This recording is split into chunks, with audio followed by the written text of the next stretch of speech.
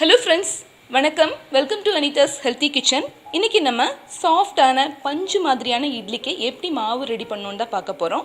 நல்ல சாஃப்டான இட்லிக்கு நான் ஃபாலோ பண்ணுற 10 டிப்ஸை நான் உங்களோட இன்னைக்கு ஷேர் பண்ணிக்க போகிறேன். இந்த 10 டிப்ஸை யூஸ் பண்ணி நீங்கள் மாவு அரைச்சிங்கன்னா கண்டிப்பாக உங்கள் இட்லி நல்லா சாஃப்டாக இருக்கும்.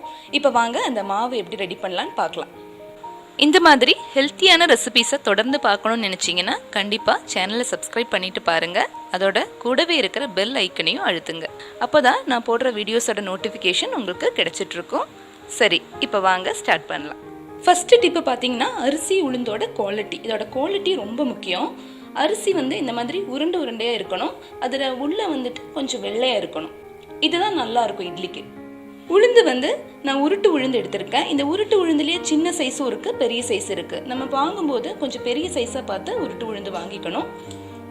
செகண்ட் டிப் பார்த்தீங்கன்னா இதோட அளவு 4 கப்பு அரிசிக்கு 1 கப்பு உளுந்து சரியாக இருக்கும். மூணாவது டிப் பார்த்தீங்கன்னா அரிசி உளுந்தையும் நல்லா கழுகி சுத்தம் பண்ணிட்டு அதுக்கப்புறமா தான் நம்ம ஊற வைக்கணும். நம்ம ஊற வச்சுட்டு அதுக்கப்புறமா கழுகக்கூடாது. ஊற வச்ச தண்ணியில தான் நம்ம அரிசி உளுந்தையும் அரைக்க போகிறோம். உளுந்தை ஊற வைக்கும் போதே வெந்தயத்தையும் ஒரு 2 டீஸ்பூன் வெந்தயத்தையும் சேர்த்து அதையும் கழுகிட்டு நம்ம ஊற வச்சுக்கணும். இப்போ அரிசியும் உளுந்தையும் நல்லா கழுகி சுத்தம் பண்ணிட்டு ஊற வச்சிருக்கேன். இது ஒரு 5 to 6 hours ஆகுது. அரிசி ஊறி இருக்கணும். 4 hours உளுந்து ஊறி இருக்கணும்.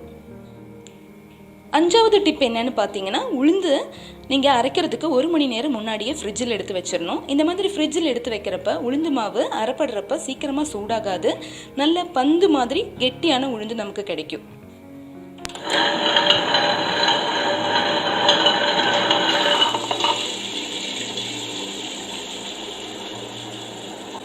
ஃபஸ்ட்டு உளுந்தை நம்ம கிரைண்டரில் போடுறப்ப கொஞ்சம் தண்ணி எக்ஸ்ட்ரா விட்டு தான் போடணும். ரொம்ப தண்ணி குறைவாக இருந்தாலும் உளுந்து சீக்கிரமாக பொங்காது உங்களுக்கு.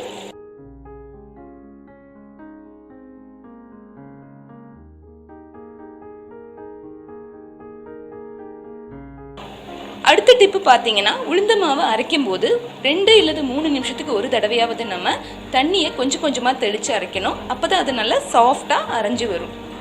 நம்ம ஃப்ரிட்ஜில் வச்சு அரைக்கிறதுனால மாவு சீக்கிரமாக பொங்கி வரும். பார்த்தாலே தெரியும் உங்களுக்கு நல்ல மாவு பொங்கி வருது.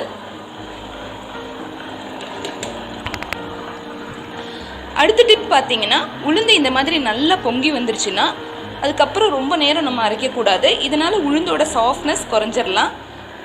உளுந்து நல்லா அரைப்பட்டுருச்சுன்னு நம்ம எப்படி தெரிஞ்சுக்கலாம்னா உளுந்து கையில் எடுத்து பார்த்தீங்கன்னா அதோட வெயிட்டே தெரியாது. நமக்கு பூ மாதிரி நல்லா சாஃப்டாக இருக்கும். அதோட நீங்கள் ஊதி பார்த்தீங்கன்னா லேசாக இதில் குழி விழும் மாவில். இப்போ பார்த்தீங்கன்னா தெரியும் உளுந்து மாவு நல்ல பந்து மாதிரி நல்லா சூப்பராக வந்திருக்கு.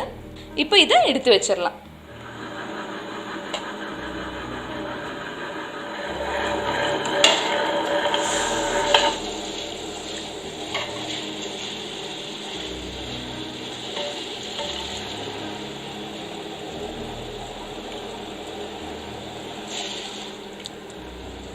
இப்போ உளுந்து மாவையெல்லாம் எடுத்து வச்சிச்சு. அடுத்ததாக பார்த்தீங்கன்னா நான் கிரைண்டரில் அரிசியை போட்டிருக்கேன்.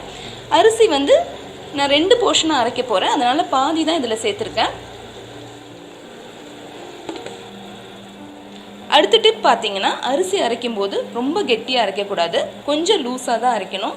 சாஃப்டான இட்லிக்கு இது ரொம்ப முக்கியம். இந்த மாதிரி கொஞ்சம் லூஸாக இருந்தால் தான் மாவு நல்லா உளுந்து மாவோட சேர்ந்து கலந்து வரும். அரிசியை நான் 2 போர்ஷனாக அரைச்சி எடுத்தாச்சு. இந்த அளவுக்கு மாவு கெட்டியாக இருந்த போதும் அரிசி மாவு. 2வது ட்ரிப்பு அரைக்கும் போதே நான் தேவையான அளவு உப்பையும் சேர்த்து அரைச்சிட்டேன்.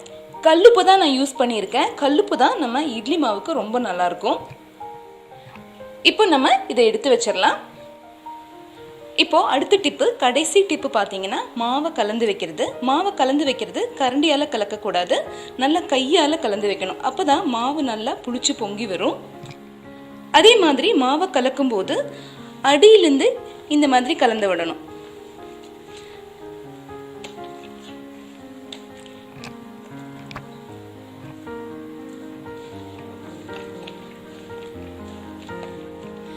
அப்பதான் உளுந்து மாவும் அரிசி மாவும் நல்லா மிக்ஸ் ஆகும். இல்லைன்னா அரிசி மாவு கீழே தங்கிரும்.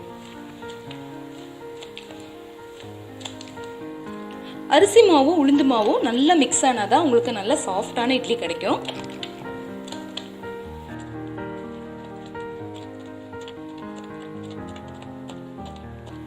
இப்போ மாவு நல்லா கலந்தாச்சு. நான் வந்து 2 பாத்திரத்தில் மாவை எடுத்துட்டேன்.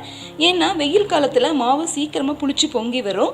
அதனால் எந்த பாத்திரம் நீங்கள் எடுத்தாலும் அதில் பாதி அளவு வச்சா போதும். இப்போ இந்த மாவை நல்லா சேஃபாக அடைச்சிட்டு ஒரு 8 மணி நேரம் புளிக்க வைக்கலாம். இப்போ 8 மணி நேரம் ஆயிடுச்சு. மாவை திறந்து பார்க்கலாம். மாவு நல்லா பொங்கி வந்திருக்கு. ஒவ்வொரு தடவையும் நம்ம இட்லி செய்யும்போது மாவை நல்லா கலந்து விட்டுட்டு தான் எடுக்கணும். ஏன்னா இட்லி மாவில் அரிசி மாவு கீழேயும் உளுந்து மாவு மேலேயும் நிற்கும். இந்த மாதிரி நீங்கள் நல்லா மிக்ஸ் பண்ணிட்டு செய்யும்போது நல்லா சாஃப்டாக இருக்கும் இட்லி.